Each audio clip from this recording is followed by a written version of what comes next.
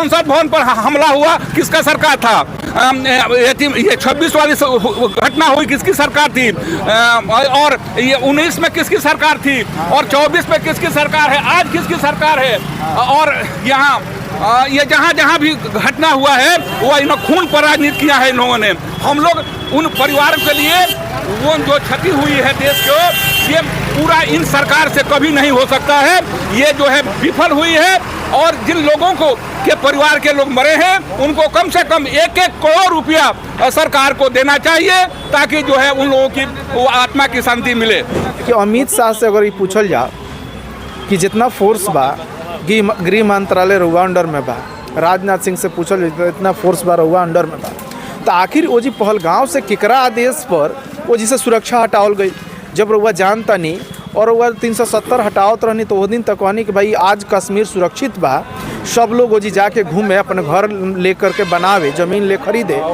लेकिन जब वो जी से लोग जाए लागल तो ऐसा घटना होता, और ओकरा बाद घटना भइला के बाद जिम्मेवार है जिस देश के जनता के रउआ ठहराव तनी।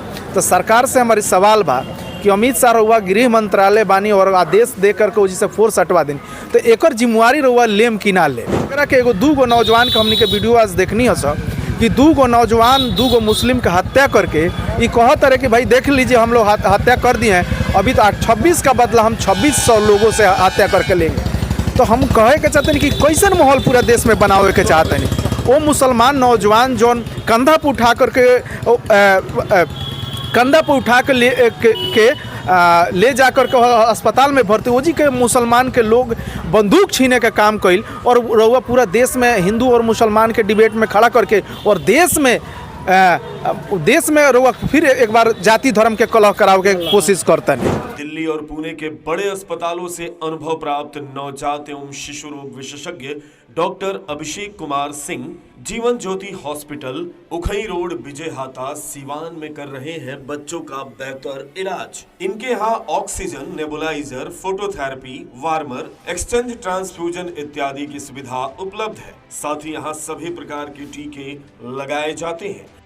नमस्कार, हमें रोहित रवो देखते मैच बॉक्स में। मैच बॉक्स के टीम दरौंदा स्टेशन परिसर में मौजूद भी है, जहां पर वह देख सकते हैं कि इंडी गठबंधन के जितना भी घटक दल के नेता लोग बाटे आज कैंडल मार्च निकाल रहा बाटे। कैंडल मार्च ऐसे निकाल रहा बाटे जौन प्रकार से आतंकवादी के द्वारा पहलगांव में देखल गई कि 22 अप्रैल के निर्मम तरीका से 28 गो लोग के हत्या कर दिया जाता थे। ओकरा बाद देश में 140 करोड़ लोग में आक्रोश बाटे। सवाल सरकार से बा कि आखिर में उ जौन आतंकवादी बॉर्डर क्रॉस करके कैसे अइलन।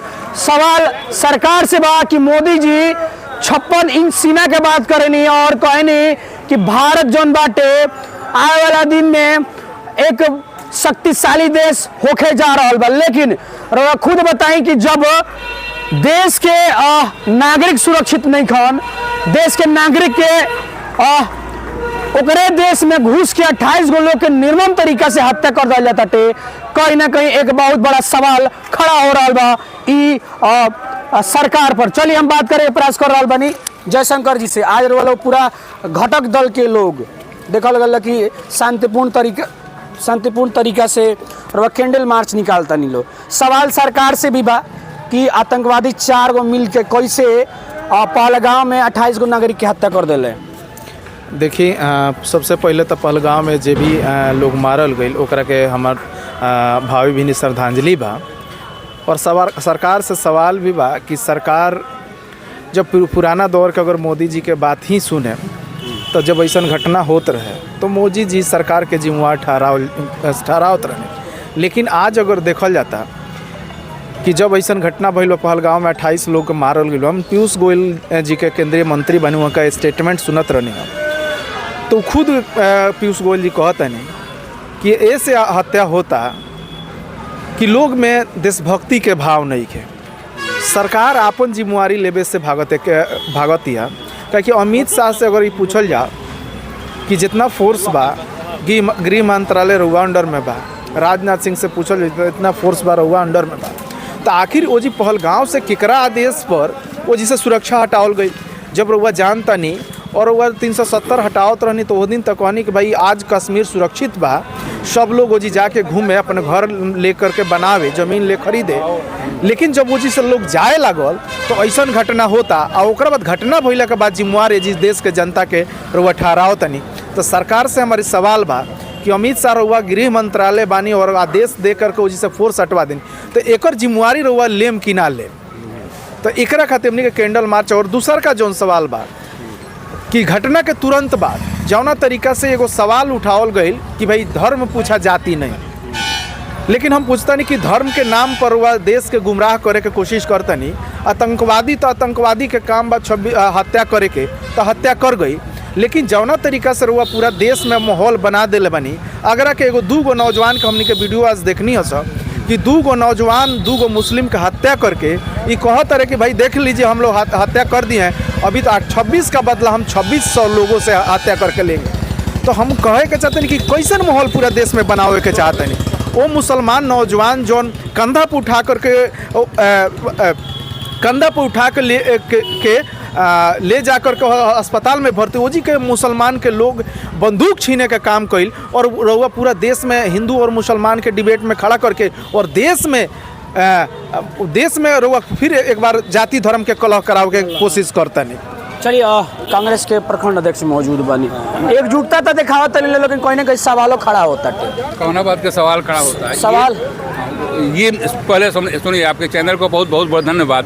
ये कम से कम ये आज का दिन जो है न किसी गुट का न किसी धर्म का बात है, ये हमारे देश पर एक आंतरिक रूप से आक्रमण है और इस आक्रमण को रोकने की जिम्मेवारी किसको है? ये सरकार की है। ये सरकार की पूर्ण रूपे विफलता है, जिसके कारण आतंकी कहाँ से ढूक गए। जब भाजपा की सरकार आई है तब खून के नदियों पर वो राजनीति किया है और यही कारण है। 19 में यही थे और 56 फौजी मारे गए, उसके बाद इन्होंने वो राजनीति किया। आज फिर वही राजनीति कर रहे हैं, विदेश से लौट करके आए और बिहार में इलेक्शन है, इलेक्शन में चले गए। वहाँ जिनके घर के लोग मरे हैं उनको इन्होंने संतोना देने नहीं गया, इलेक्शन में वोट मांगने चले गए और नीतीश के साथ बीजेपी तक कहती है कि जब कांग्रेस के राज रहा था सीरियल बम ब्लास्ट होके 100 लोग मरे। एक बात बताइए, ये संसद भवन पर हमला हुआ किसका सरकार था?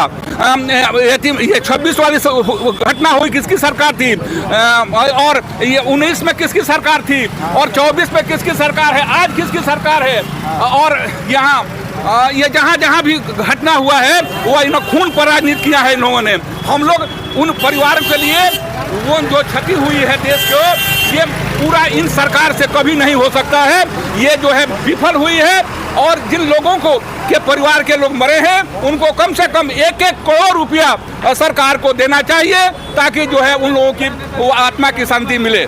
चलिए देखते रही मैच बॉक्स के साथ। और ये रवा देख सकते नहीं कि अभी शांतिपूर्ण तरीके से इंडी गठबंधन के पूरा नेता लोग कैंडल मार्च निकाल रहा है। बहरहाल देखते रही, बहुत बहुत धन्यवाद।